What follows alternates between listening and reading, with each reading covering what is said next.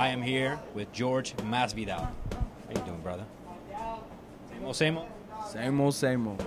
Now, you've been fighting since 2003, currently with Strikeforce. Man, it's been a long road. How you feeling today? Right now, currently, I feel good. You know, I'm recovering from my hand. I got the clearance on Wednesday, so I can fight now. And I'm just trying to stay busy, you know. I'm just trying to stay busy. Now, with nursing that hand, how's your training with American Top Team been going?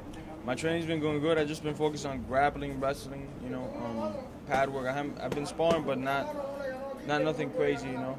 But I'm ready now, you know. I'm ready to get back in shape, you know, like in full, like get ready to fight shape, you know. I'm just in whatever shape right now, like hanging out shape, you know. I was going to ask you, since your tough loss with Melendez, what have you been doing since? I was training, just doing my road work and just wrestling. You know, I couldn't do like full training. You know, I wanted to vent and punch somebody in the face, but I couldn't do that right away.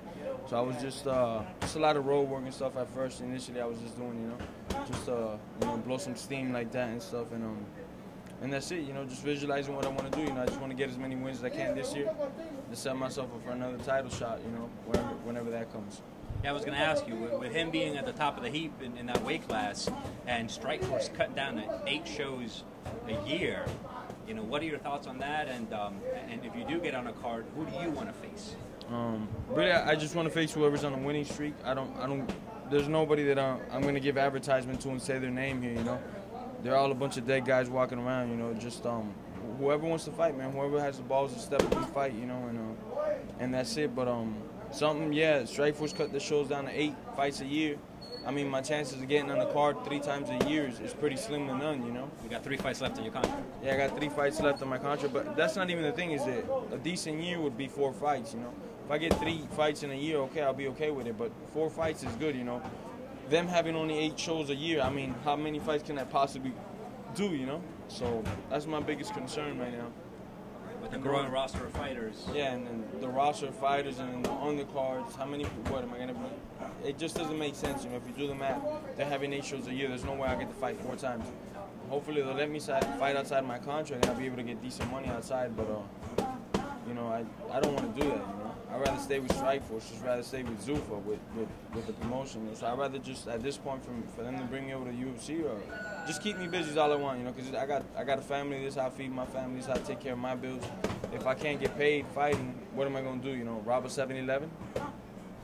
You know? Like back in the day, right? No. Now, you know, with that being said, for us that are outside, that aren't living this life, how does that work? You know, do you work out deals like that where you talk to the organization and you say, look, if you're not going to keep me busy, you know, can you be okay with me doing something for someone else? You know, does that get awkward? Like, how does that work? No, it's not awkward. On my contract before the Zuffa purchase, I was allowed to fight outside of the organization, you know. There was like certain shows I couldn't fight for. One of them was UFC, which UFC actually owns them now. So, you know, yeah. So I gotta see what happens. You know, hopefully they'll let me do some small shows just to stay busy. I don't want to. Come July, it's gonna be about 7 months I haven't fought. You know, and my last fight was in in 11 months. I'll have about 2 fights if I get the fight in May. You know, and that'll be 2 fights in 11 months, and that's not good for my career for anything. You know, I'm 27 years old. I'm young. I'm ready to fight. You know. Now, with Zuffa owning Strikeforce and the UFC, what other organization is out there that you'd even consider fighting in? It just comes down to the money and the opponent. You know, if I get shitty money, then I'm gonna fight a shitty opponent. If I get top-notch money, I fight whoever they want me to fight. You know, it just that's all it comes down to. You know, really to me. I don't care what promotion it is or not. I just want to stay busy. You know, and hopefully Strikeforce will put me. I'm not gonna be on the May card. Hopefully I'll be in the July card. And even come then, you know, it's been January, February, March, April, May, June, July, you know, and then when will be the next fight, you know? So those are just things that are in somebody's head that I shouldn't have to be worried about at this level, you know? I did that coming up, you know what I'm saying? I got 5 years of doing that, taking fights in 2-3 weeks notice. I should just be focused about a date right now and making weight, and that's it, you know, competing. Yeah, because you got to train all the time to be ready. It's not like you're just like, oh. Yeah, I gotta stay on call now. I have to take a fight in 3 weeks, 4 weeks notice now if a fight does occur, you know? Now, speaking of money, you know, up-and-coming organization, the Super Fight League over in India, they got some crazy deep pockets. They're pumping out, over the next 3 years, over $18 million into their promotion. They seem to be snatching up, you know, free agents and people that just want to fight left and right, they came up with a good enough number, what would you do? You know, what I mean is just get a fight for now. Is just get a fight for now. I'm not trying to diss that promotion up, but I only want to mess with the UFC. You know, not just because they got the best fighters in the world and the most exposure. It's just because the number one thing in my mind is me to stay busy. You know, me have 4 to 5 fights a year, and UFC could do that without a problem. They're pumping out 5 shows a month or something like that. You know. So it wouldn't be a problem for me to tell them, listen, I want to fight 4 times this year, 5 times. To them, it's not no big deal, you know?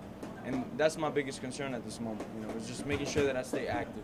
And I think consistently, maybe a company could put me active for like 3 years, 2 years, but can they do it the rest of my career? And I know UFC could do that for sure, you know? Yeah, I mean, that's something I thought of for a long time with you, and then watching you develop from when you started in 2003 is this is a kid that needs to be, a man that needs to be in the UFC. You know, your talents would pair well with a lot of those guys at your weight class. So I would have to agree. Now, you've been on the road a lot. You've been doing your thing. You've been fighting for a long time. Can you share with your fans, you know, something that happened either on the road or during a show that you thought was just hilarious? Put you on the spot. So some people seen this video online and stuff, and they always ask me like, what was it? And it was me talking to a prostitute, talking about if I get this prostitute to come over, not a prostitute, I'm sorry, escort service, but it was a transgender escort, and yeah, it was so for one of my last fights. Actually, no, it was like a fight or two back. They had given us like 3 hotel rooms. They're all on the same floor. It's like I got 103, they got 102 and 101. So I had got a tranny I was in talks with the tranny to get her to come over to send her to my coach's room, you know?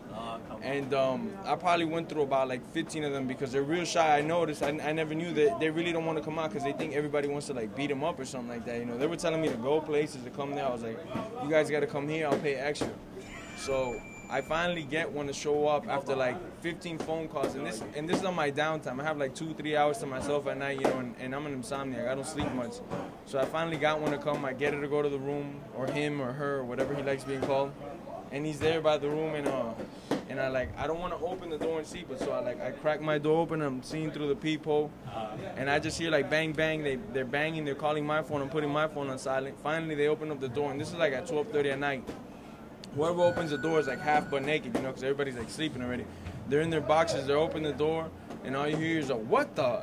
And then they start going into an argument, and then this dude starts getting crazy. He's like, I drove 45 minutes, I better get paid. And it's just a bigger argument. And me, I think it was Alexis Villa, was in my room with somebody else, and we're just looking at them bicker about it, you know. And it was just funny. It's much funny if you were there, but that's like one of the funniest things that I've ever had a part of, you know. Trannies beware. Trannies beware. Don't take phone calls from this man. He will waste your time. Or will he? I'm just fucking. Awesome story. I would have to say that's the best story we've ever had on CAGEJUNKIES. I can't thank you enough. Better in person, because the big one went back and forth for 20 minutes of who's going to reimburse him for the gas money. And I sure as hell wasn't going to reimburse nobody for no gas money. So that was funny as hell, you know. But you know, that was fun, you know. Who do you want to thank? Thank God, first and foremost. And that's it, man. American Top Team, of course. My trainer, Paulino Hernandez, everybody at Young Tigers Foundation, my coaches, you know. But mainly, most importantly, God, you know. I can't thank you enough. Everybody, follow this man. You know where to find him. Hopefully, we will see a lot of him and bigger and better things. Thanks, you brother.